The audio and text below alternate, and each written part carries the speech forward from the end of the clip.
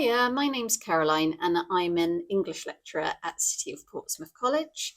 I'm going to be doing 4 short videos just to go over some different options that you might use when you are answering the language question in paper 1 and paper 2. Sometimes people can find this a little bit tricky, particularly in paper 1 when we are looking at Victorian texts.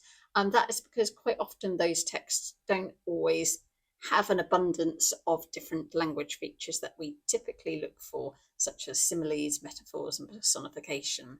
So I'm going to show you some different options that you can look for instead, and that simply is looking at different word classes.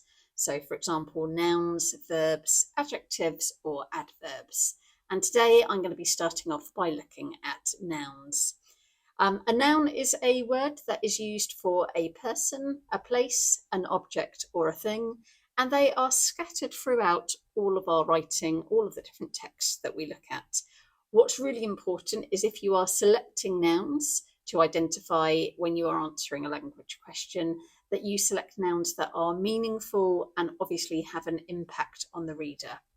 So I've got a text here in front of me, which is from paper 1, from Pearson Edexcel 2.0. It is a text about swimming. So back in the Victorian times, they would often have competitions, and it would be a chance for competitors to show off their different swimming skills.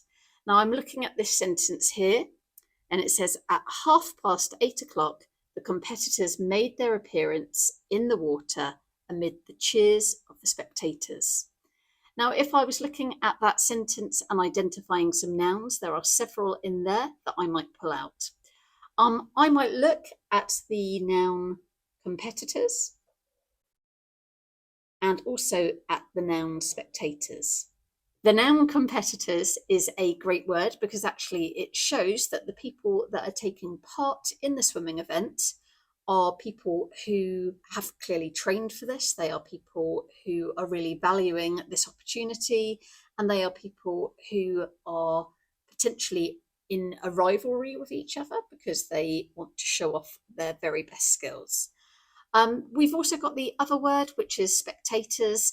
And actually, I find that quite an interesting choice of noun because actually they could have used the word crowd or audience, but the fact that the writer has chosen spectators actually creates a sense of pressure on the competitors.